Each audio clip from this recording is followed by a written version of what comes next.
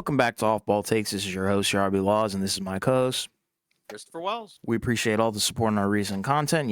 Post in-season tournament, NBA action has been extremely eventful. You know what I'm talking about. We'll break down everything that has happened and transpired. But before we get started, please don't forget to like and subscribe and follow us on Instagram and TikTok at the OBT Podcast for more updates and short-form content.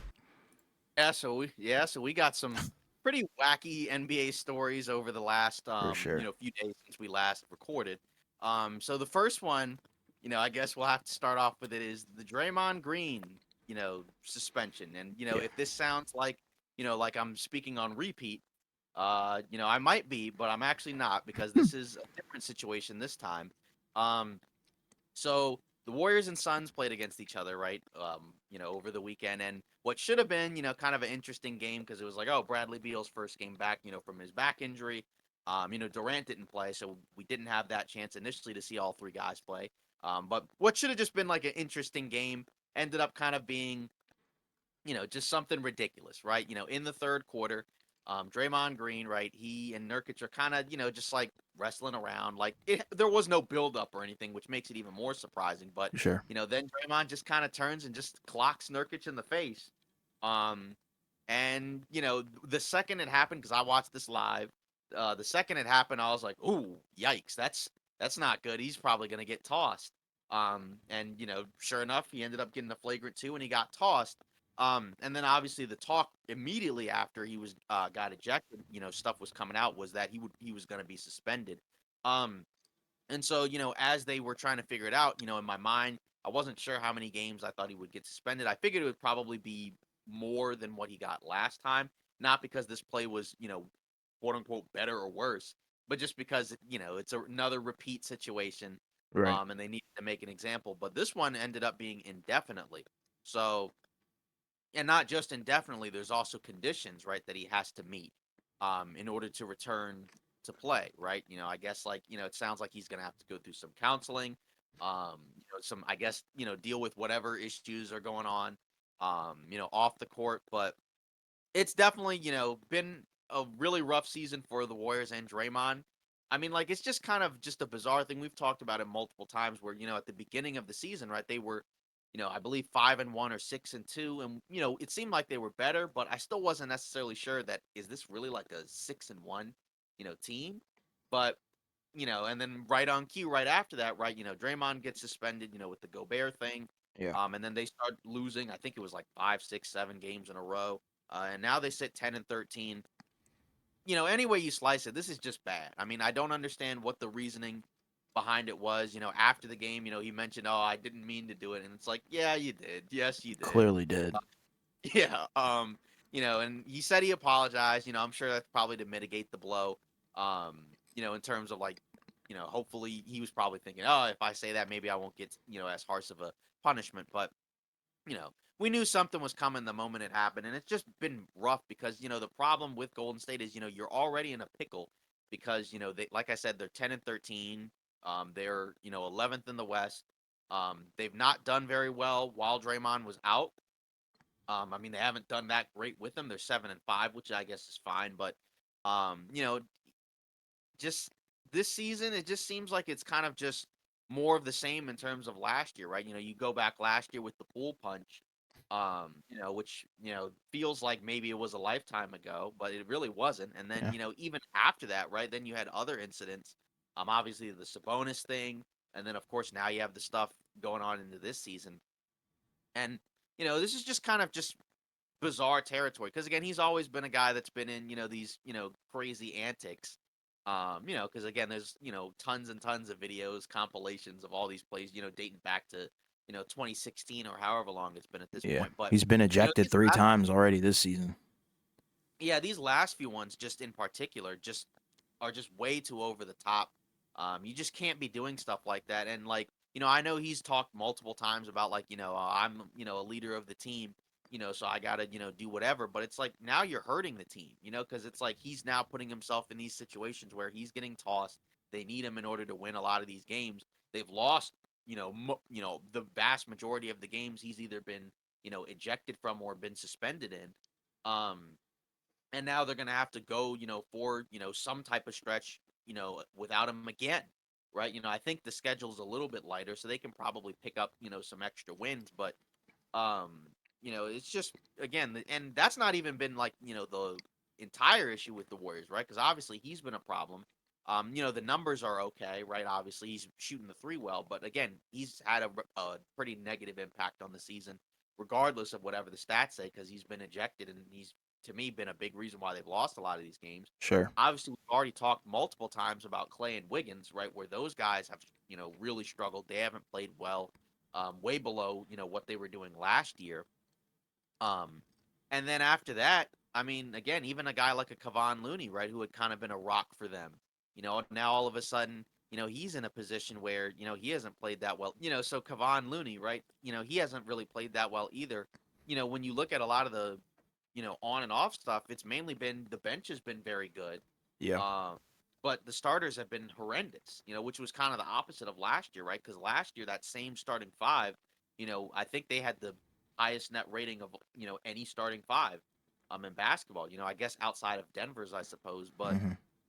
um that's completely flipped this year, and I don't really know what the answer is for them right now, because it like I said, we were talking about this even way before any of this Draymond stuff happened, where it just as of late just felt like that they don't seem like they're good enough to be a championship team as currently constructed. Chris Paul, he's been okay. He's the shooting stuff was pretty bad early on. It's gotten better, but again, it doesn't matter, right? They're still losing games. Not because of him, right? But it's just, again, whatever, they thought he was going to do, it hasn't helped lead them to as many wins. But again, that's mainly been because of the starters. The young guys, Moody's been fine. Kaminga's been better as of late, but I still feel like he's kind of just up or down, hit or miss. Not where you'd like him to be in year three. Pajemski's been really good. He's kind of been a revelation, but at the same time, you're not winning a championship, if it's those guys playing well and then the other guys aren't. I understand that they can play those guys more. Right at the end of that Suns game, Clay and Wiggins were benched, which is again wild, right? Because at the end of the game, they needed a three in order to get into OT, right? Because the bench guys plus Steph brought them back in. They Yeah. needed a three, and neither Clay nor Wiggins were in. Who prior to this season were pretty good 3-point shooters for the Warriors, right? Obviously Clay, Yeah. but I don't know what's happened with them. Like I said, at least with Clay, I can say age and injuries. But again, you know like now I think this has basically been his worst season since his rookie year, which you don't really count that as much, right? Because he's developing. Hmm. Um, Wiggins, like I said, I don't know what happened to him. I don't know if you know. I know that there were some issues with his conditioning, but still, like this big of a difference. I mean, not only has he been bad, he's been like awful. I mean, I already mentioned he was benched. I think he's been worse than Clay. I mean, he's not even really been a legitimate starter at all. I mean, borderline just a bad basketball player this year. Not Yeah. borderline, he has been a bad basketball Yeah. He's player played this like year. And again, it's not been dog poop. talked about as much. Yeah, yeah, and it's not been talked about as much, I think, like I said, because he's not quite as high profile. But they need these guys to play way better. And we talked about it going into the season. We didn't mention it as much with Wiggins because I think we just kind of assumed he'd still be solid. But we already mentioned if Clay, had a drop off, like what we saw in the playoffs where you just don't know what you're going to get from him every night. Like I was like, I don't know what Golden State does with the roster is currently constructed because without Poole, you kind of look to, guys like Clay or Wiggins as, your other offensive weapons. They don't really create their own offense, but they can still, when they're at their best, give you some pretty big contributions. So, and then with Clay, Shams had mentioned that the Warriors offered him a 2-year, $48 million extension, and he didn't take it. I'm assuming because he probably thought he could get more, but does he get that? I mean, I don't know what No. happens now. I still feel like he will, finish his career as a Warrior, but again, at the same time, like if the season continues to go really sideways, I'm not saying they're gonna move Clay, but you would think that they have to do something. I still feel like it's probably a combination of Chris Paul picks, and then maybe Moody or Kaminga or both, depending on whatever. But it's all been bad, and I feel like Draymond's definitely at the center of it because again, dating back to the punch last year, Golden State's just not been the same. I think the leadership has also been bad on all fronts, right? In addition to Draymond, like, the fact that the other guys don't really seem like they're really, doing anything about it. I think that's, kind of a negative on them as well. Obviously, Draymond's the main guy, but still, um, I just it's just it's really frustrating because again, a guy like Draymond, we know he's a first ballot Hall of Famer, right? One of the greatest defensive players ever, right? Obviously, a major contributor to the 4 titles for Golden State, but this season and even last season, I know in the playoffs he kind of was able to turn it around somewhat, but still, I feel like he's been a lot more trouble than he's been worth Yeah. as of late. And I don't really know what you do if you're Golden State because, like I said, I continue to say I don't think this team, as currently constructed, feels like a championship team. And it may just be that their run may just be over. I mean, we've seen, at times with, some of these dynastic runs, they just kind of just end, right? Mm-hmm. And it doesn't always even end like, with the team, with the guys finishing, their careers on their teams, right? Like say with the Bulls, all of those guys, finished their careers elsewhere. I think Pippen went back to the Bulls like as like a reserve type guy, but Yeah. like Jordan, right? He went to the Wizards. Um, Shaq, right? He finished his career as a Celtic, Yeah. right? After already having bounced around for a while. I mean, of course, you can name other guys, right? I think Ben Wallace stayed in Detroit, but he left Detroit and then came back. But still, regardless, um, I don't know what they do because it just feels like right now they have way more questions than answers. I know that they've lost a lot of these games like by relatively close margins, right? They're not just like getting blown off the floor, but I still feel like again, you're not a good team if you're consistently finding ways to lose games. I don't care if you're losing by 5 points or 50 points. Yeah. You know, An if L is an you're L. yeah, I mean, again, like, yeah, you'd rather lose by a few points than lose by a ton of points.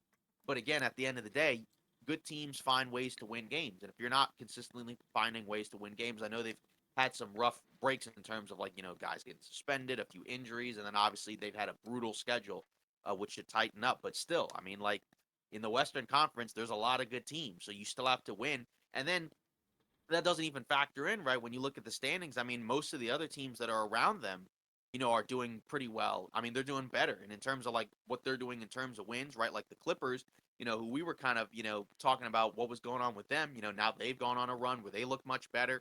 Um, you look at the rest of the Western Conference. I mean, the Suns, obviously they, slid a couple of games recently, but still, now that they got all their guys back, you would assume they would start picking up some more wins, right? New Orleans, even after that horrible loss to the Lakers, you feel like they, have something to kind of work with. And again, all those other teams, like who's dropping, so there's a lot of questions. And I mean, I know I've kind of said a lot, so I'm going to kind of now leave it to you, but, what's your thoughts, on all of these things? Because I mean, again, this has just been a mess. I mean, to kind of simplify it, to put it in, I guess a couple words, a mess. Yeah.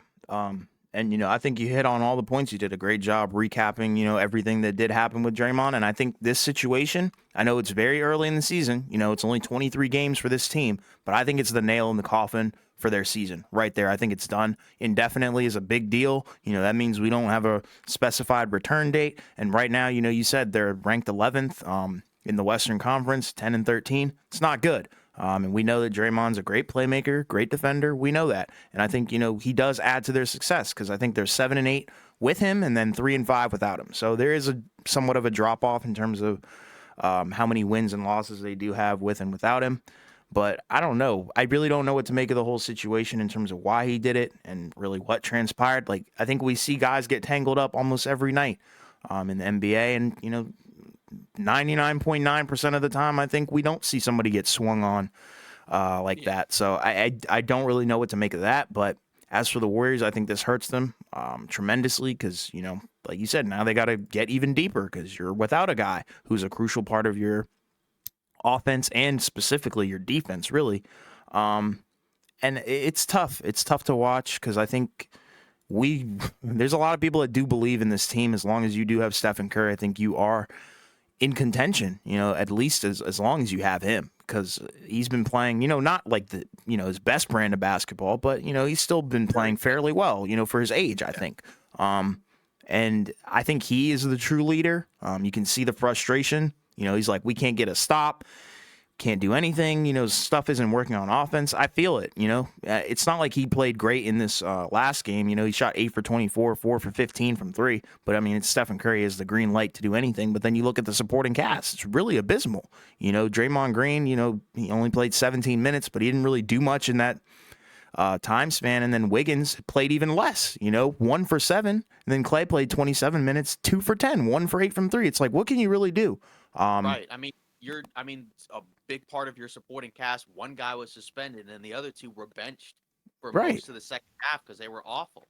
Yeah, and it's like from the jump, as soon as I saw Clay playing bad, I was like, yeah, he's cooked. That's my opinion. I know a lot of people say he could probably turn it around.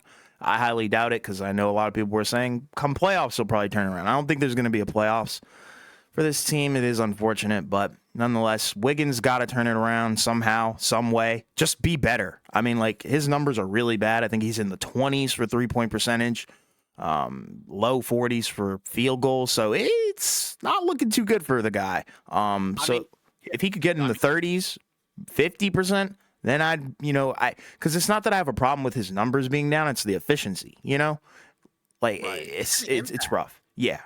And the impact. I mean, like usually you either don't notice that he's out there at all, or you notice him just because of how bad it is. I mean, Sure. like like the rebounding.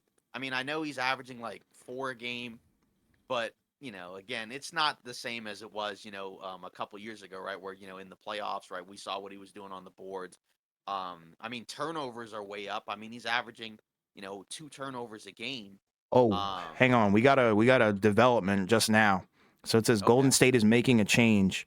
This is per Shams. Andrew Wiggins to the bench. Stephen, so Curry, Clay, Brandon Pajemski, Kaminga, and Looney start tonight. Yeah, sorry, the brain fart. But yeah, they're starting tonight. So I mean, that's kind of perfect timing that we're talking about. Wiggins. Wow. He just got benched, so he's not Yeah, even and starting. That's bad. he's And yeah, I'll and let he's you talk deserved about it. that. Yeah, and he's deserved it because Yeah. again, we just went over the numbers. He's played Yeah. awful, 12 points a game, 4 rebounds, 40% from the field, 28% from three. Yeah. He's just completely unrecognizable. And like I said, I don't know what's going on. I mean, the fact that he's getting benched obviously suggests that like right now they don't think like it's just like a mini slump. Yeah, It's he's like done. he's just not been good. And we didn't Um, expect that. I think that's the thing that's hurting this team. right. Like So nobody I really expected him to be this bad because we expected him right. to kind of return to form of the championship year where he was balling Yeah. out of his mind, the all-star Right. level. Because again, it's not just Clay. Like both of those guys have to be good, but not just good, like really good. I mean, Yeah. that's the thing. Because again, and I'm not saying that like Jordan Poole, like that they quote unquote miss him, but just because you don't have that skill set, now you have to get more out of those guys. You don't have that other creator, Right. that can kind of get their own, right? Those guys have to be set up a lot more. And again, a big part of it is they're going to have to be better. I mean, I know they get a little bit of a break tonight because Paul George isn't playing. But again, the Clippers still have been playing really well. So that's a tough matchup. But either way, That's funny. that's probably what it's going to be going forward because we already know Draymond's going to be out for a while. So this will give the young guys an opportunity, to do some stuff. But again, I'm sorry. I just think like if Andrew Wiggins is getting benched, that's not a team that's to me in the championship No. conversation, at least right now. They could get to there, but I think it has to be through a trade. I don't think it's with, the current roster. I mean, unless again you just get some, like major regression or yeah, regressions, positive regressions to the means for some of those guys. And again, like yeah, like you said, we're still 20 whatever games in there, but now you're starting to get to like that's not just like a small, you know, part of the season. Like that's a pretty big chunk. I mean, Yeah, it's like a again, there's quarter almost, maybe more. yeah, yeah, 82 games in a season. That's Yeah. basically a quarter. And that's a big part of your season where it's like that these guys have not just been bad, but they've been awful. Yeah. So like I said, they got a lot of stuff to figure out. I guess this is probably the first step towards, fixing that hopefully. So, credit to Kerr, for making those Yeah. adjustments. And also I guess credit to Wiggins for, being okay with getting I mean, I don't think he's okay with getting No, benched. no, no, no. But you know what I mean? Like Yeah, he's I guess sacrificing yeah, somewhat. well, yeah. But yeah, because like we talked about it, say like Austin Reeves, he was moved to the second unit. Russ. With the Lakers, he wasn't playing as well. Westbrook, obviously, Yep. we mentioned that. Um, but again, it's just wild because again, with Wiggins, he was one of their best players the He's supposed to be championship. the guy. Yeah, so to go from that to now coming off the bench is just kind of just bizarre to me. But like I said, I don't know what else they could really do. Like I said, it'll be interesting to see what they do, right? Because now that starting group obviously you lose something with Wiggins, but again, what I guess also at the same time, what are you losing as of right now? I mean, to be honest, Pajemski, you could honestly say has probably been better. Um, Oh, 100%, which is bad because he's a dang rookie. It's like I yeah, get so there's not a lot of tape on, Pajemski, and he is, one of those spark plug kind of guys, and that's why we liked it. We were like, okay, this guy fits the Warriors culture, like, immaculately. But holy crap, I mean, you can't be getting, benched for a rookie, in my opinion. yeah, That's unacceptable. As a former and then All Star, no shot. right, and then with Kaminga, obviously we'll have to see because again, he's been better as of late. They've been forced to kind of close games with him because Looney has not been very good. Hmm. Uh, but at the same time, I still feel like he's hit because even like in the Suns game where he kind of helped bring him back, there were some other possessions where I'm like where he was kind of like stumbling into baskets where he like kind of lost control of the ball, Right. and kind of like got it back and got it to an and one. But again, I just like I said, that's a lot of changes to make. Just to get your team back to 500. And again, we've talked about, like I said, we mentioned some other teams that made some adjustments. The Clippers had to do it. Um, but again, they had already made, like a significant trade. So they had made a big change to their Yeah. roster. So you can at the very least say, like, well, they had to kind of figure some stuff out since they traded, like 3, 4 guys. Right. Um, obviously the Lakers, they had to make their adjustment, but they also had, at times a number of guys out. So, now we'll see if this works for Golden State. But like I said, in order for them to win the title, they need Wiggins and Clay to play better. Like, I don't care what these other guys do over the course of the regular season. It will help, it will give them experience, but you need those. Ultimately, you will not win the title if those guys do not play up to their standards, right? Because Yep. again, last year, right, they didn't play up to their standards.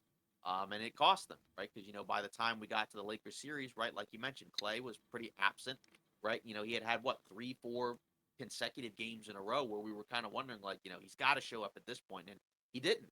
And it Yeah. wasn't just him, right? We already mentioned, right? Like Poole, he wasn't great. Obviously, he was pretty awful. Um, and then some other guys didn't play very well, either. In the Lakers series, right? Let's say like Looney was great against the Kings, wasn't as good against LA. So I Yeah. mean, again, it's going to be matchup dependent either way. But again, you have to bank on a lot because you have to bank on one, that this works. Two, you have to win, and not just win. You have to go on a streak, right? You have to go on a long stretch where you're winning. Again, 7 of 10, 8 of 10, or whatever. And you also have to hope that the teams above you just start losing, and maybe they Yeah. will. That might be how they get back in. Um, I I guess doubt it. I think they're done, bro.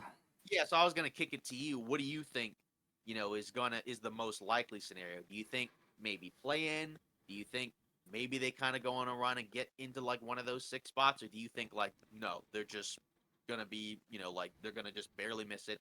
They might be like 11 or something like that. What do you think? Best case scenario, playing bottom team, like 10-9. Worst case scenario, miss the playoffs at 11. Simple as that. I don't think they'll drop below 11. I don't think they'll be that bad. I think they'll No, just be a team where it's like they're just not good enough to even get into the play in just because they've had so much, um, missteps and just guys not showing up. I mean, like if Klay Thompson and Andrew Wiggins continue this play on this trajectory and Draymond's out for however long he is out, I think they're in deep poop. It's bad. It's really, really bad. Because, I mean, like, and even the guys that they acquired in the offseason and the rookies, I mean, it's good, but it's not enough. Sarge, I think, has played decent for them. but it's too much, I Yeah. think. And I then think it's Chris too much. Paul has played decent. Trace Jackson has played decent in the limited minutes that he's gotten. Pajemski's Yeah. played very well, I think. And then also, you don't even have Gary Payton either. So it's like you're just on one leg at this point. And I think really the Draymond thing is really the nail in the coffin. I think they've gotten their legs kicked from underneath them because there's no shot that they make the playoffs without, I don't know. This early, I think they're just going to have to, they're just going to be struggling the entire season. I don't think that's a recipe for success.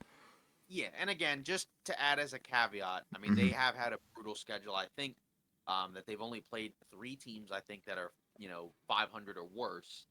Um, but again, like, I But mean, to the be the West is best, you got to brutal. beat the best, you Yeah, and I know? mean, at the same time, the West is brutal. I mean, like, Yeah. there's not a whole lot of like just gimme matchups, in the Western Conference because again, like, I mean, they've had a a number of tough ones, right? They've had to play the Suns, right, like 4 times, and I think they lost every matchup, right? I think it was 3 or 4, yeah. I think they Yeah. lost every match. Yep. They played Minnesota, lost a couple times. They played Oklahoma City, and I think won one of those 3 or 4 matchups. Um, but then it's like there's still other teams you have left to play, right? Like you're gonna have to play the Lakers probably like 4 times. Right. You're gonna have to play the Nuggets probably a couple more times. Um, and I mean like that. I mean that doesn't even include some of the other teams, even in the East, right? Like they haven't played Boston yet. They haven't played Milwaukee yet, so we'll see. But I mean, yeah, they're definitely in trouble. Like I said, I'm not. It's really hard to just completely count out a Steph Curry team, but I still feel like they got to make some changes. And I guess, again, the benching, that's the first step towards making a change. So we'll see. Does Wiggins make it through the trade deadline? Maybe he does. Yeah. But either way, it's not fun times over there right now. The vibes No. are not necessarily great. Which again, if you're the Warriors, it's disappointing because they started off the season very well, right? They went undefeated in the preseason. We were talking about how much better it seemed like they looked, and then you know they started off in the regular season 5-1, 6-2, and then it's all fallen apart from there. So, Yeah. we'll see if they can pull it together. You think that at best plan, which I feel like at this point is probably more true Yeah. than false. I think Yeah. just because of all the good teams, and you're gonna have to leapfrog a ton of them. I mean, And I even want the them to Lakers. prove me wrong. Don't get me Yeah, wrong. I want them to I go mean, to the like, playoffs. say even the Lakers, right? They were 13th in the Western Conference for much of last year, and they went on a run and they got to 7th, right? Which is still a play-in. So, Hmm. in fairness, the standings were still very close, and the standings are still close But for they them. made It's not like drastic changes to the roster, though. right, and that's yeah. You either need guys to play way better than they are right now, or you need some pretty significant changes to the roster. Yeah. Like I said, I still feel like it's gonna have to be either Chris Paul or the young guys, maybe both. Because I Right. mean I don't think they're gonna trade any of the other guys. I just maybe Wiggins just because it's not like they're benching Clay, they're just benching But Wiggins. but who wants So him though? Who would want that? yeah, because the issue is he's on a long term deal. And if it's the Wiggins from championship year, then it's like great, everybody Right. would want that. But then you're not trading him if you're getting that version of Wiggins, right? Yeah. Because but and he's not even. I don't think now he's even making as much money as he was before. So No. now he's making less, but he's giving you way less production. So like I said, I don't know what's happened to him. Maybe he I just think he kind of got just complacent with the contract. I'm telling you that there were two things that were the downfall of the Golden State Warriors. It was the Draymond punch video, and then it was the Jordan Poole, him and Wiggins saying they were going to get paid. Like that. It was over after that. That's just how I feel. I mean, at this point, it feels like, and again, I hate saying stuff like this, because it's kind of revisionist, but it almost kind of does feel like that title year might have been just like they just had like a really good kind of outlierish year. I mean, they Um, played out of their minds though. Certain right. I mean, guys, at least. I yeah, think Wiggins was balling. Curry was right. balling. Poole had But his great games. yeah, it's just the problem is that a number of those guys since then have not been the same, right? Like again, Wiggins is unrecognizable. Clay is unrecognizable. I mean, even when he came back, right, from his injury, I feel like he was better. I know he had a He couple was of still stretches. bad though, in my opinion, because I feel like with Clay, it's injuries and Yeah, age. Jordan Poole, it's definitely the payday, and he's just, I think, an overrated player. Simple as that. And can't play outside of a system or outside of the Warrior system. That's what I'll say, just from watching all the Wizards games that I've watched. And then Wiggins, I think he also got complacent with the payday. I mean, it wasn't like a crazy payday, but nonetheless, he was still pretty much set for the next few years. So I think that's what's going on. I They mean, just don't again, care enough. yeah, I mean, you look at Clay's title year stats in the Hmm. playoffs, right? I know in the regular season that year, right, he was at 20 a game, 43 from the field, 39 from three, and then in the playoffs, 19 a game, 43 from the field, 39 from three, so Right. about the same. But then Right. in last year's playoffs, right, 18 and a half, which doesn't sound that, Hmm. much worse, but 39 from the field and Yeah. 37 from three. Yeah, So it was like, bad. even the title year, like, yeah, he wasn't prime Clay, but he was still like a positive. Yeah, sure. And his defense was there too. Yeah, but like you said, age and injuries for him. Yeah. So, I give him like the I said, pass. yeah. So, and that, yeah. And again, also, then you have to factor in this year now as a contract year. So, now there's even more pressure, I think, for him, to feel like he needs to play well because 100%. obviously no player is happy with getting benched, but like for him especially, again, considering all the stuff he's done for Golden State and the fact that he's in a contract year, he's not like a guy that's like in his last year or whatever, and then he's like just trying to win one more. Like he's looking for another payday. So Yeah, there's a lot of incentive for him to play well, but if it's not happening, I mean, it's just not happening. And you simple know, as that. yeah, so it's been rough. So hopefully, Green, Draymond, he can, kind of get whatever is wrong with him Yeah, get better. the help he Again, needs, man. It's yeah, I ridiculous at mean, this point. yeah, I mean, I don't know necessarily if like, he's gonna all of a sudden just be like a good soldier right No, when he comes back. nope. I feel like history wise, I don't think so. This is But at just the very least, punishment for his actions. Simple as that. yeah, He's never gonna change.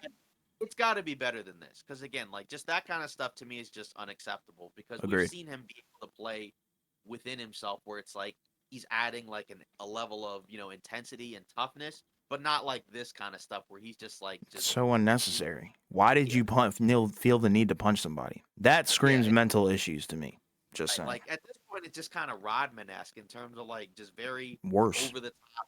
Yeah, and now again, both of those guys are when Rodman was in a later part of his career, right? Again, it's okay when you're one of the top guys at your position in the Sure. league, right? But you're no longer the same guy.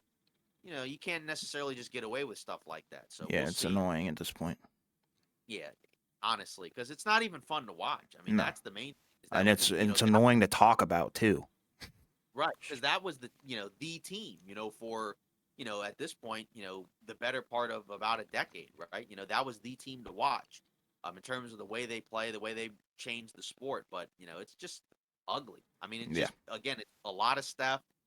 Which again, it's not that having a lot of stuff is horrible, but having a lot of stuff because no one else can do anything, that's the bad thing, Yeah. right? Because you mentioned, like he didn't play great against the Suns, and like you said, well, part of that is he's got to kind of do something because if other guys can't just hit shots or catch the ball, I Yeah. mean you have to kind of have I him don't like blame him for taking 15 threes. If your other guy's 1 for 8 and like the other one's like 1 for 7, come on now. because that's pretty much what it's come down to. If you're not getting like a semi-nuclear game from him, they're probably not winning, and that's not the pathway to success, Yeah. for a championship team. Because we saw the year he won the title, right? There were games where like they could win games if he didn't play amazing, right? Like that even happened in the finals, right? Where I Yeah. think he had the one game where he shot pretty horribly, but it didn't matter. They still won because guess what? You got like a great contribution from everyone else. So Yeah, if exactly. you can find that, then they'll be able to do something, but I don't see a Nope. championship with Done. this team. I just feel like again, you don't struggle this much when you're, a championship caliber team. I understand that teams have their growing pains, but just this is too much, I think, for, a team to just overcome and then just win a championship. I think that's too much of an expectation, even for, them being able to kind of defy stuff Yeah, over agreed. time. Agreed. Um, then going on, I guess, a more comical story, I guess, Giannis This is scoring crazy. 64 against the Pacers, right? Kind of a Props. revenge game. Career high. Um, obviously we know what happened in the in-season tournament matchup between the Pacers and the Bucks. Sure. Um, and then, in this game, right, he took it to him, obviously kind of, showing the flaws with the Pacers defensively, which we already know. But, again, 64 is nuts. I believe he shot 32 free throws, which is also nuts. Yeah. Um, so I mean that's a lot of shots at the line. But either way, um, but the funny part was towards the end of the game, right, where Giannis, I guess he was getting ready to get the ball, right, the game ball. And then the Pacers also wanted the game ball, right, because I believe the Pacers they had a rookie, um, what was it, Oscar Shibwe, I think, right? Yeah. I think is his name. Yep. I think I remember he was a college guy. He played college right for like 3-4 years, something like that. Yeah. Um, I yeah, think and he went now to Kentucky. and now he's in the NBA. He scored his first career point. I think it was on a free throw. Yeah, it And was 1 point. yeah, exactly. And the Pacers were like, oh, that's cool. He got his first basket, in the NBA or first point. Let's take the game ball. And Giannis was like, no, I want the game ball. And then it led to this whole thing where Chris Haynes, was out, on X, putting out, like all these little mini updates where it's like, the security, is looking for the ball, like Giannis is looking for the ball, and then it's like, oh, they found the ball. Yeah. Um, so I mean, just just a really silly story. I mean, again, I understand kind of both angles, I guess. With Giannis, I mean, you had a great night, so it's like obviously you'd like to keep the ball. And then I understand for the Pacers, a guy that's probably not going to play a whole lot. Um, obviously it's a cool night for him, right? Anytime you can get into the NBA and contribute anything on either end of the floor, that's always a great moment. So I understand it, but it was interesting, right? Because again, Giannis and Halliburton, they were going at it, and again, kind of carry over, I guess, from the in-season tournament, but just just kind of interesting because again, just you don't normally see like outbursts, from Giannis. I know that like when you watch him play, obviously it's a very physical style of play, but you don't normally see him like just kind of like getting into like Yeah, he's a gentle arguments. giant. Yes, but again, he explained after the game. He was like, he was talking about, he was given like a ball that wasn't the actual ball. That was like I guess the thought process was like, oh, we'll give him a ball that's similar, but it's not the exact ball. But Yeah, he again, was like, I don't think it's the genuine game ball, which is yeah, he broke odd. right. He broke the franchise record for points scored by a buck. It was previously held by Michael Redd, Yeah. former guard. I think he scored 57, so now Giannis has 64. But just kind of a weird situation. Again, like I said, I know there's some interesting stuff between these two teams, which I guess is cool, right? Nothing happened that was horrible, right? Nobody was throwing punches or anything, but just kind of a funny point, in the quarter part of the season. And I do kind of wonder, the first thing I wonder is who the heck is just telling all this stuff to Chris Haynes. Um, and then after that, just because he was putting everything out like in Yeah. parcels, where he was just Yeah. putting everything out like in little bits and pieces. And then also like again, does this mean anything? Is this like the start of like a quote unquote rivalry between these two teams? Is this like a potential playoff matchup to look out for? Is it just kind of just like a small quibble like in the midst of an 82 game season? That's how I'm looking at it. I think this is excessive drama. It's unfortunate that Giannis's career night is kind of overshadowed by all this drama, because it doesn't make sense. When I watched the video, I think it was like 1 or 2 seconds left. Final shot is taken or whatever, where they dribble the ball. I can't remember the exact sequence, but all I do remember is the ball going to an official, and the official gives it to a Bucks personnel guy. So I'm like, Yeah. clearly the Bucks have the game ball in possession. So I'm not sure what the misunderstanding is, and I do understand his frustration because the guy just broke a franchise record and I think also created a career high for himself. So that's two things in one night, which is phenomenal. So I mean, it's unfortunate that the situation even happened, and I do understand the Pacers' point of view where it's like it is a rookie, but I mean, it just kept coming because and even in the game, it was kind of weird. Giannis kind of shoulder checked Halliburton, and everybody was like, "Whoa!" Like that was kind of unnecessary. Giannis did apologize because that's the kind of person I think he is. But regardless, like you said, there are some tempers flaring with these two teams, and it did start with the in-season tournament loss that Milwaukee did have to take on the chin. But regardless, I think Milwaukee knows they're better than Indiana. But I think they do feel a little bit salty about it. And I think the Yeah. Pacers also felt salty about losing this game as well. Because, I mean, they did get absolutely demolished by Giannis. So I do understand there are tensions from both sides. So I'm not going to say that one person's in the right and one person's in the wrong. It just was easily avoidable and very dumb because emotions were so high. In the span of a week, they gave up 100 points to two players. Yeah, that's not great. Yeah, so I mean, or I guess 105 if you want to be specific, right? Sure. 41 for AD in a game that didn't count, but still, and then 64 in a game that did count, from Giannis. So, it is kind of yeah, but then I guess again, if we look at it from both teams, I guess in a more macro way, I mean, like the Bucks, it is so funny, right? Because it's like they are 17-7, right? So they're Hmm. second in the conference.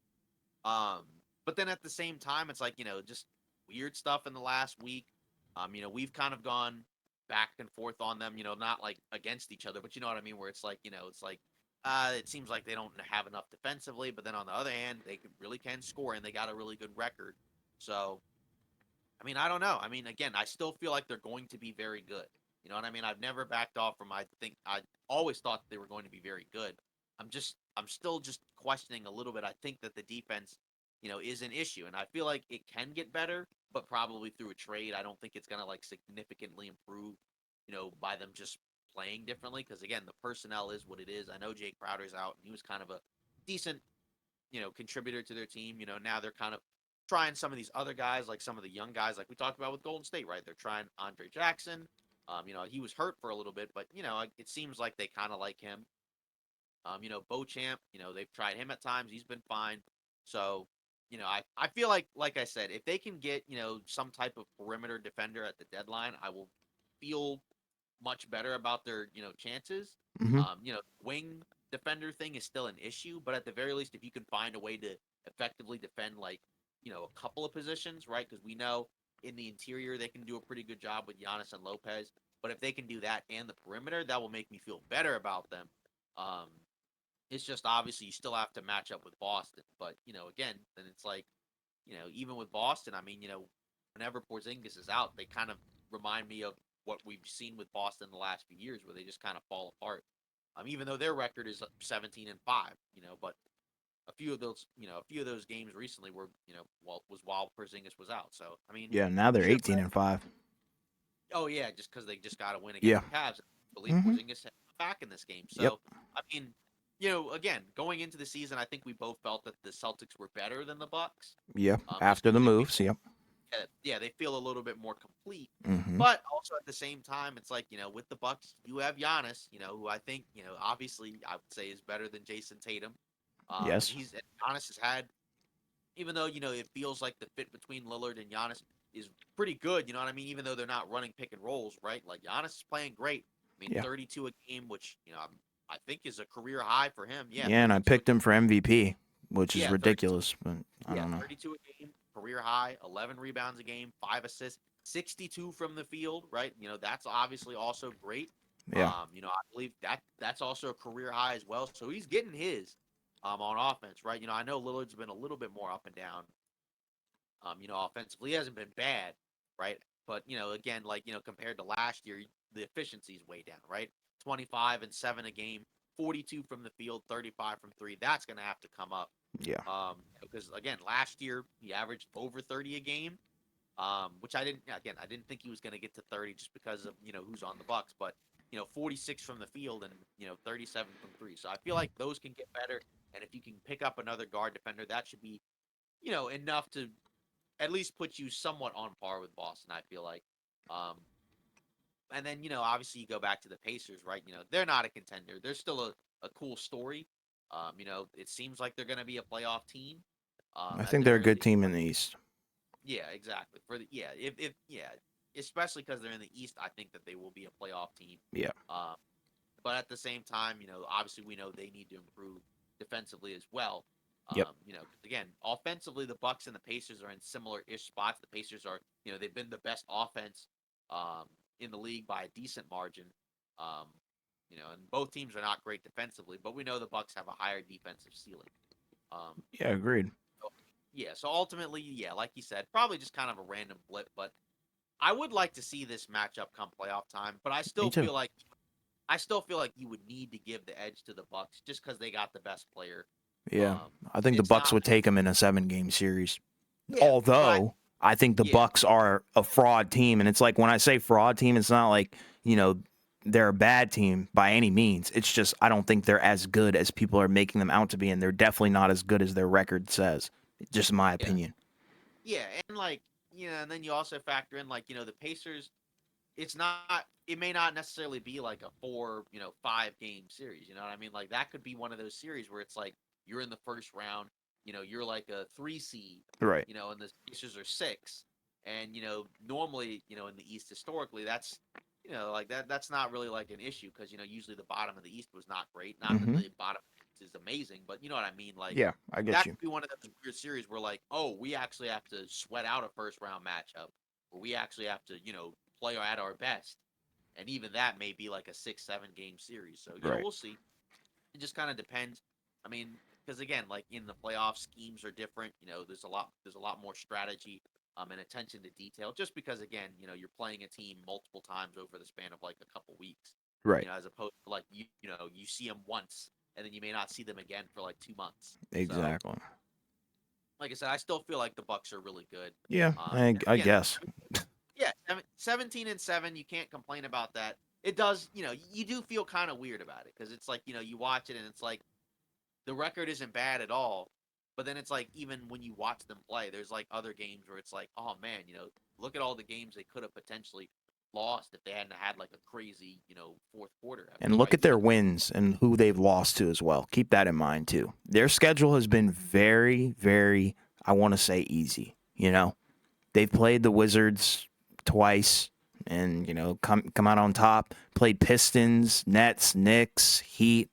I mean, these are all pretty, I think easy teams for the Bucks and their personnel to beat. And they have the Pistons coming up, I think, on the 16th. So it's like, come on. And the Pacers are so bad on offense. So that's why I'm saying, like, the record seems so fraudulent because, I mean, they haven't really played any competition. They played the Celtics and lost. I guess you could count the Mavericks as competition. The Magic, they lost to the Magic. They lost to the Pacers once as well. So it's like, I don't know. It just seems a little fraudulent to me. We'll see. Because Yeah. again, I think that's going to be one of those teams that's going to look towards something at the trade deadline. For sure. They need it. Yeah, and then, moving on. I mean, before we get into the news and rumors, we got, kind of a big deal. Where your team, the Washington Wizards, it seems like, as we get closer to the end of, this decade, I think it's supposed to be by about 2028. They're supposed to move from Washington D.C. to Alexandria, Virginia, so Yeah. Northern Virginia. Um, with like a new $2 billion, I guess, kind of stadium set up in there, Yeah. sports complex. Mm-hmm. So obviously you're the Wizards fan. I mean, we've both gone to Wizards games, because that's Yeah. the closest to us, for a long time. But obviously as the Wizards fan, of the podcast, how do you feel about this? Because again, like we haven't really had a scenario in a while where a team, is poised to move. I mean, I guess the last one was the Thunder, right? They moved Yeah. from Seattle It was to Oklahoma OKC. City. Yep. Yeah, but I mean, outside of that, how do you feel about this? Because I mean, this is definitely not something I really expected. Just because we don't really hear a lot of stories about like the Wizards, you know, as a whole this season. I guess part of it's just because they haven't really been that great, but still, just in general, it's not something I expected. But we've been to some games and we saw, you know, attendance was kind of up and down. Like the game I went to where it was just, where you weren't there. Yeah. There weren't that many people there. There weren't that many people cheering. There was a lot more lively in the game we went to, together the Bucks. But still, I mean, what do you think? Well, for starters, I do want to talk about, the arena and the environment. When I went to the in-season tournament, it was pretty live. It felt like a playoff game.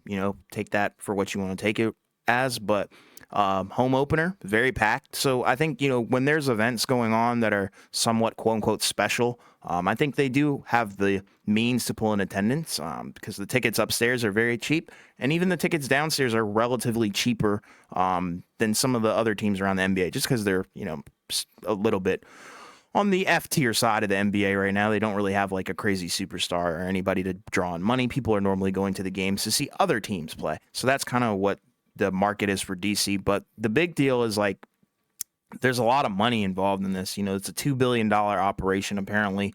And I know that the owner for the Wizards has been trying to court, money from the mayor of DC, and I think he was looking for $600 million from her, and they didn't really give that to him, and it's for renovations for Capital One Arena, which is where they're currently located. But there are plans to have a little, I guess, sports complex, multi-sports complex, because it's not just the Wizards that would be moving. It would also be the Washington Capitals, which is their NHL, so hockey team, which is interesting. But if they move, I'm telling you, they will probably cut their fan base in half. A lot of people will not make that trek. They'll still have the fans who obviously watch on TV, but there's not going to be a lot of people that attend those games. And I don't want to make it like a racial thing, but there are some racial elements to it because this is about gentrification. And, the Gallery Place, which is where Capital One Arena is located in, it's not a good fit. And the best analogy I can kind of give everyone who's listening,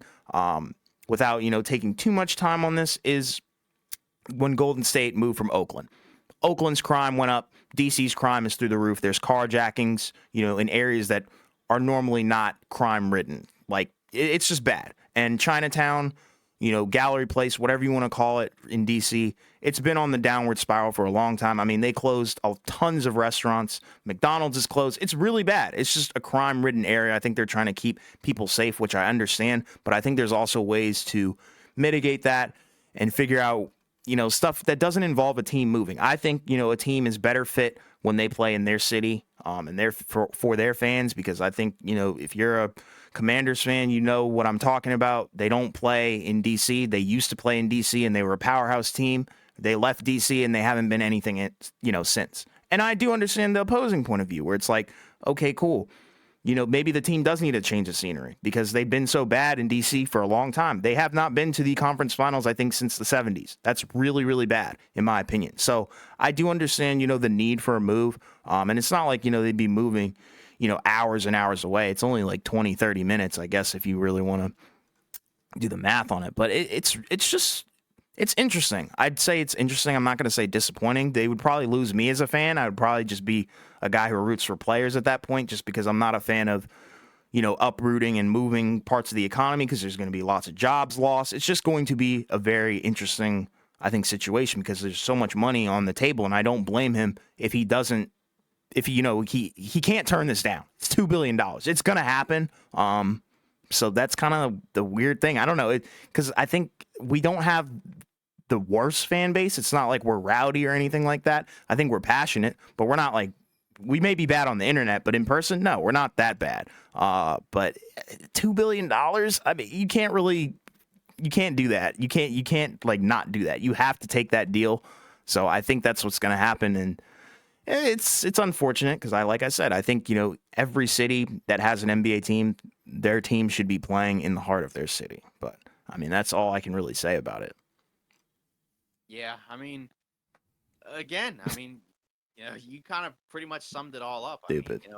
It's definitely a big because, like you said, the Wizards have not, done a whole lot, in a while. I mean, they've had some years, but since they've been in DC, right? Because obviously they used to be, as in Baltimore. Yeah. Since they've been in DC, which I guess was like what, they kind of like the end of the '90s, basically, basically like the turn of the millennium. They've either been, an okay, decent team, or they've just been bad, because they've had a number of years, we've talked about it at times, right? We've talked about it in the past, right? Where, they were getting, top tier picks, every year. And some of them were really good, right? They got John Wall, obviously, he wasn't able to stay healthy, but he was very good, right? Mm-hmm. That was a pick, Beal, obviously he would turn out to be very good. But then you had other years, right, where it's like, Otto Porter Jr. wasn't a great draft, obviously, so that didn't help. Right. Just not a great year to have a high draft pick. But then, like, other guys, right, like, what was it, Jan Vesely? That was... Yeah, don't remind me, man. You're bringing back bad memories. Yeah, that was not an ideal pick. The last few guys have been okay. Like Kispert, I guess, Avdia. But the thing is, with Avdia, you missed out on Halliburton. I understand Halliburton did have some draft concerns. There were problems, I guess, with his frame, his shot, all that stuff, and there were a lot of teams that passed on him. But, I mean, come on, man. It's getting to the point where the incompetence was really bad. And honestly, what I would say is don't even bother moving them. Just sell the team, honestly. I mean, he hasn't really done much. And I don't want to bash him too much because I do have to give him credit where it's due. The Capitals are a great organization. Monumental Sports Network. It's a very good network, very good conglomerate, all that stuff. But you might have to sell the team at this point because it hasn't been working, Ever since he's really taken over ownership, it has not been great. It hasn't been pretty. And I just don't really know what to say. I know a lot of people in D.C., they're not happy about this. A lot of celebrities, a lot of business owners. I mean, it's going to really hurt the city, I think, more than people would imagine. But the problem that they're trying to fight is, it's like I said, it's very eerily similar to what happened with the Golden State move, where they moved from Oakland and moved to, I think it was the Chase Center now is what it is. Cisco. Yeah. Cisco. So when they made that move, it was dark because that was privately funded, right? So this one is also privately funded. $2 billion, that's not going to come from, the city. Taxpayers are not going to rally around a $2 billion project. So it's like, what are we doing here? And he's asking for $600 million from taxpayers, but the taxpayers only really want to give $300 million because that's all we can afford. And why would we put all this money into a team that has not done jack diddly squat since 1970 something? Simple as that. Yeah. It doesn't make sense to me. I understand it's a business move, it's a money thing, but this is really creating a rift in the fan base. And I think, I'm telling you, they're going to lose half their fans. It's going to be cut in half. Think of it like Thanos, where he just snaps. Half the population is gone. That's what's going to happen. Half the Wizards fans are going to be gone. They're going to lose half their followers. Like I said, people will still watch on TV, but I don't think the Wizards fans will be making that trek. I think this is more of a Capitals thing. Yeah, That's all I it's can say. kind of like, I think what you said, in terms of the comparison, between them and, the Warriors moving from Oakland to San Francisco is, I think that's pretty on point because again, Yeah. like you look at Oakland, like as a city, compared to like San Francisco, which is like, more of like a, kind of like a paparazzi, Yeah. kind of just like, yeah, it's just a lot more flat. You know what I mean? It's just Yes. basically kind of like DC versus Alexandria, right? Alexandria, is I guess, more suburban, Yeah. not quite as, not quite the same as DC. It's family friendly. It's Northern Virginia, close to the city, so people can work in the government and stuff like that. Easily accessible by metro. It has all the needs and stuff that a city would need to be able to sustain itself. But at the same time, I already know what's going on. It's just the crime. It's the crime. It's gonna be a different crowd. It's gonna be a different crowd Yeah. because again, even in the Chase Center, right? It's a different crowd, different vibe in comparison to Oakland, right? Because even like the Warrior fans, who have mentioned it, right? Where it's like at a Warrior game, obviously they'll still go crazy for their team, and they got to see them win a title, Yeah. a year or so ago. But it's still a different vibe compared to what it was in Oakland. So it It's will, nowhere I'm near sure, the same. yeah, it will be a different vibe in Alexandria compared to, DC. I know, in Northern Virginia there are, a decent amount of basketball fans up Yeah, there. it's a Some of big deal. It's a big deal yeah, around here. It's a part of the yeah, Mecca. Like the DMV as a whole, I think it's not the Mecca of basketball or anything, but there's been some productive people, but the DMV includes Northern Virginia for sure. So like I said, right. I don't have a problem with the location. I just have a problem with the timing and the way they're doing it. That's all it They're is. not. They chose Northern Virginia for a reason. Yeah. They didn't choose the southern part of Right. Virginia. They Yeah. choose the western part of Virginia. Yeah. They didn't choose none of that, right? Obvious, right? Because Right. again, like those areas, not as much interest in basketball, and other stuff as well. So, Yeah. I mean, it's definitely a big deal because again, like you said, with the Wizards, it has been, a relatively dedicated fan base. And unfortunately, they haven't had like a lot of great basketball, like you said, in No. quite some time. I mean, like you said, they haven't been to the conference finals in, like since the '70s. I mean, you're talking about almost 50 years, right? So, I Yeah. mean, We're in a 50-year rebuild. I mean, I think we can name off the teams that we grew up with watching, in terms of like the arena squad, the wall right, squad, where it's like we've been through the eras and none of them have been able to get the job done. And that's through yeah. different management, through I think a few different owners. I can't remember. I'm not good on the history of the Wizards owners, but yeah, it has not been a good road for the Wizards fans. And I think this is not a good move. I do understand it. Like I said, I'll continue to say I do understand it completely because I think there were renovations that needed to be done to Capital One. And that's the other thing. He was asking for $600 million for renovations for Capital One. It's not like to build a new arena. That's all money to go towards Capital One. But this other $2 billion investment would be to create the multi-sports complex, which is why I'm thinking, like just trying to like critical think here, I'm thinking it's more of a Capitals move because I think the Wizards is more on its last leg in terms of value. There's no value in it. I mean, you can see and look that the team is not good. They suck. But the Capitals, on the other hand, they're fairly good, and they have been for a while. They still have Ovechkin, who's, I think, chasing that hockey goal number or something like that. I don't really watch hockey like that, but all I know is the Capitals are that team. Like, they're good, and the team will, like, the fans will ride for them no matter what. And the Wizards don't really have that right now, especially in terms of attendance. Yeah, I mean, it'll be interesting to see, what it looks like, when they're in Alexandria and it's, say like, What a joke, bro. Cooper Flag, like a Denny Avdia, Jordan Poole Yeah, type, Cooper Flag. going on, in Alexandria, because it'll be a different vibe compared to Washington D.C. So it's definitely something that was a surprise to me because I hadn't heard about any of that. Right. He Until kept it that under just dropped. wraps. That's Yeah, why it's a whole big deal. This just came out of nowhere, right.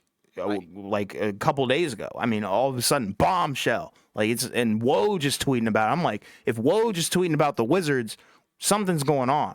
You know, Yeah, this is a big right. deal. Yeah, yeah, exactly. Because again, we haven't had a team move in a little bit, and of the teams that I would have thought about, maybe they might move. It probably wouldn't have been the Wizards. Right. I would have might have been another team, but And you and I have who been knows? to Capital One before, and I think we can both agree it's not like the arena's run down or anything like that. No, You know, it could always use upgrades, and I think almost any arena that hasn't really been touched since the late '90s could always use some renovations. But does that constitute a move? I don't know. I mean, we can move on if you want. Because I feel like if I continue to talk about this, I'm gonna start raging. I mean, it's just kind of been fascinating just to see because again, the Wizards, like you said, they've been kind of in a rut for a very long time, and now they're kind of in the midst of a new era, a new rebuild. But in DC, they're not going to be able to see all the fruits of it potentially because by the time they figure some stuff out, they may already be gone. So Yeah, exactly. They need. um, I don't know. It's weird. yeah, so now we're gonna get into the final stretch, of news and rumors. A decent amount of stuff to look at. John Collins, right after being traded from Atlanta to Utah, now it seems like according to the Salt Lake Tribune, he could be on the trade block again. I Really? guess with the Jazz, they feel like he hasn't done a great job fitting in, to the system. I mean, some of that I feel like also is just like they've had guys in and out of the lineup. The three big thing, it worked pretty well last year, but not as well this year. And again, some of that's been because guys have been out. The guards, I think, for Utah have not been as good this year. Um, Not only the guys they have, but also like just the type of guards they are, right? Because again, before Mike Conley was traded to um, Minnesota, a big part of why Utah was, kind of being a pretty competitive team for a while. Obviously, not just because of marketing, because marketing was playing great, but also because Mike Conley was kind of able to just steward the offense, especially late in games. You can have a guy, who can kind of manage the game and be under control.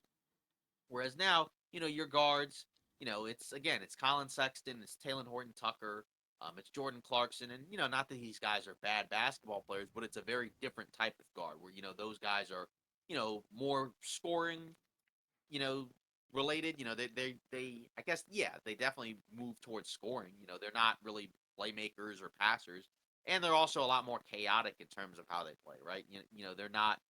They're not really like measured and controlled all the time. They kind of are guys where it's like, oh, they can make something out of nothing, or sometimes they're gonna make plays where you're like, what was that? Right.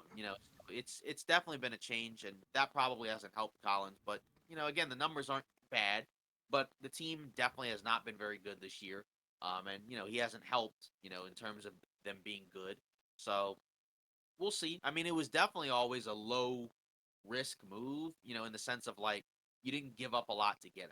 Right. So it's like pans out, that's awesome. You got a good player for nothing, and then if it doesn't work, well then you would think you wouldn't have to give up a whole lot to get rid of him. So we'll see. But again, we've liked him, but it hasn't been great. And again, I don't think he's been bad necessarily, but he hasn't been amazing.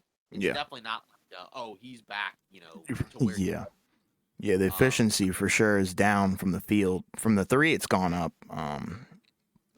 But yeah, I don't know. It's kind of on the same level of attempt, same kind of volume. But I feel like system wise, like you said, he's probably just not a good fit for what they're trying to accomplish, and they just probably needed to make a move just to make it. But I think there'll probably be a market for him, at some point as we get closer to the deadline. I think that might be a guy that a few teams could probably potentially use, not like a contender or anything like that, but maybe like, a team that's just trying to make a little bit of a push or just needs a change of scenery, something like that. well, speaking of a guy that also might be in for a change of scenery, Hmm. PJ Tucker, Heard reportedly about he's this. been unhappy with his role. The Clippers, have been, they've been on a tear as of late, right? I believe they've won 8 of their last 10 games. They've won, I Yeah. believe, 5, 6 in a row. Hmm. Um, looking a lot more like what we thought that they could look like when they first traded for Harden. Because I think, when we first talked about that trade, we mentioned we liked it for both teams. We liked it more for Philly, but we weren't of the position that, like, oh, this is awful for the Clippers. We Right. thought like they kind of had to do it.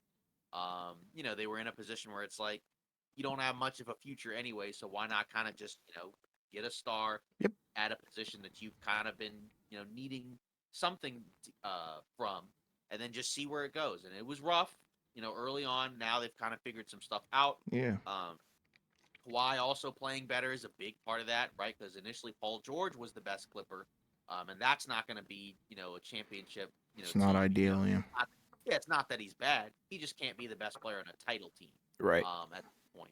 So now that Kawhi is playing more like a top five player, now they've gotten some stuff out of their bigs. That helps. But then like PJ Tucker, right? He came over with Harden. Now he's been DNP'd, and now he's looking, to probably go elsewhere. Because again, he probably still feels like he can play and contribute to a Yeah. team. I think he can. Probably not necessarily as a starter, but he can probably give you at least a decent 15, 20 minutes a game, something Yeah, like as a that. backup coming off the bench, shooting corner threes, playing defense. Simple as that. I don't Yeah. have a problem So with that. I think it makes right, sense because, like you said, he has been getting recent DMPs. right. So do you have kind of a team in mind? Because again, he feels like a guy that would Hmm. need to go to a contender. Has Um, to, yeah. Maybe return but to Milwaukee. maybe. I mean, I just don't know who they would give up, though. yeah, the issue for them is that, again, contract wise, they don't have a lot of, True, I contract. forgot he's on a bigger one, right? Not Yeah, the like a Bucks, huge one, but right. The Bucks don't have a ton to move, so it's like, they kind of have to choose between, eliminating these what they want, whether or not they feel like they need more of like a guard or a wing. right. Um, I do feel like there's pretty much any team could use him. He can fit on pretty much any team. It's Yeah, just a matter of, again, are you going to give up a lot to get him? I would assume no, right? Because again, like he's not playing for the Clippers, and the Clippers are trying to win games. So, I can't imagine that a team is going to give up a lot for a guy that's almost 40. Even though again he's right. still fine, but I am kind of curious to see where he goes and if he actually does help. Because again, you also wonder where, then you also think, well, the Clippers are winning games and they haven't played him, so could it also just be maybe he's just not as impactful? True. We'll so, it's a double-edged sword, but I For feel sure. like he'll end up somewhere. Yeah, Just because agreed. again, like I feel like that's going to be a problem. Like if he's on the team and he's not happy that he's not playing, and clearly we know about it. So Yeah, and he has some value, I think. yeah. Um, next up, right, we got a couple of older guys, signing with some teams. Taj Gibson, going back to the Knicks, to reunite with Thibodeau. Right, I'm gonna assume some of this is just for some backup big man depth, right? Mitchell Robinson, unfortunately, he got hurt again. So he's going to be out for, I believe, a long stretch, right? I think it's at least like 6 to 8 weeks. Yeah, Um, so that's pretty rough. So, obviously Taj Gibson is not Mitchell Robinson, but, again, he played for the Knicks before. He's a veteran guy. So, maybe he'll help, off the bench. Um, and then James Johnson. Actually, this one was hilarious, right? He signed with the Pacers. And this was funny because a ton of, Pacers fans online, as a joke, were kind of saying like, because they felt like the Pacers were getting punked by Giannis, you know, let's go out and sign James Johnson. This was literally a joke. And then yeah. all of a sudden today, right? So less than 24 hours later, now he's a Pacer, right? Gotta love Obviously, NBA Twitter, man. yeah, I doubt, I imagine he's probably not going to play a ton, Right. but either way, just having, one of those physical guys, now you have a tough guy on your team. Again, this guy is a black belt. Yeah, If I'm and he not can mistaken. shoot. Yeah, so I mean, Eh, he's not a guy you're just gonna mess around a yeah, you whole can't lot with. trifle with him. Yeah, so we'll see. But again, it is just kind of a funny thing. Like you said, shout out to NBA Twitter because it can be really funny at times. Yeah, In good ways and bad yeah, it ways. can get toxic, but when it's on, it's so funny. Yeah. And then moving on, some more Sham stuff. Bulls, to call some teams interested in Levine again. We know that the Bulls trying to trade Levine. It's kind of interesting where they seem like they've been a little better as of late. Where they were like completely dead in the water. All of a sudden, now they've gone on a little bit more of a run to have a more respectable record. Still not great, right? But think they were like what 6-14 or 7-14 or something, and now they're 10-16, so still not great, but they've done a little bit better. Kobe White has played really really well. As of late, it seems like every game, he's just doing crazy things, especially on offense, right, in a good way, right. He's averaging 17 a game, right, so basically having a career year. In his Um, last 10, he's been averaging 23 on 50% from the right. three and field. So Yeah, DeRozan, Vucevic, they seem like they've been playing better. So I don't know. It's kind of a weird thing going on, with them. We already talked about, going into the season, we already assumed they weren't going to be that great. But I do find it interesting how, right as Levine, starts to miss time, all of a sudden, they look a lot better. So I do right, kind of wonder, what's going on. There was another rumor that had mentioned that his preference is to go to LA. I don't know if that's the Lakers. Lakers. Yeah, I don't know if that's the Lakers' preference, but apparently that's his preference, according to what's put out there. Again, you already know how I feel about it. Personally, I don't think they Yeah, should do it. no, don't do that. Yeah, personally, I don't think they should do it. I understand why some people feel like it's a good idea because, again, he can score, he's athletic. But It's I just not think worth what it. you have, again, we've already said, both of us have said, I think what you have to give up in order to get him, it's a sizable amount. And, is he the guy that's worth giving up a ton of stuff for? It's not that guys like D'Angelo Russell and Rui Hachimura are untouchable. They're not. Right. It's just, are For you okay? Levine, Yeah, yeah. Is Levine enough of an upgrade to feel like, okay, we'll give up those guys for that? I don't right. know. No, I don't think so. Maybe I the don't. I Lakers are don't willing agree. to give. If Rob Holinga does that, that's a fat L. That's regression. That's going back to like Westbrook trade kind of deals. Yeah, That's an L in right, my and opinion. that's right where we already saw what happened when they, moved a number of guys for a guy that wasn't a great fit. Right. Uh, and now and Levine at this point in his career is better than Westbrook was, I guess for the Lakers, but Yeah, but either system way, wise and fit wise, I think your team is based off of grit this year. It's based off of defense, and the versatility of their defense. And then you take out, I know you'd be giving away two guys that maybe aren't your best defenders, but at the same time, I feel like Levine throws a wrench in that because you're just basically putting Levine where D'Lo was, and D'Lo wasn't a great defender. It's going to be the same thing.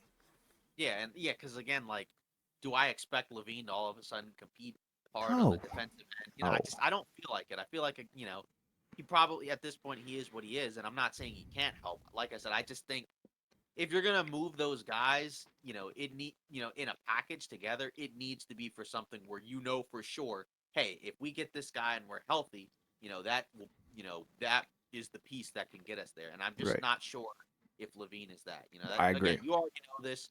If people, other people have listened to this, they already probably Yeah, know they this know. as well. They know.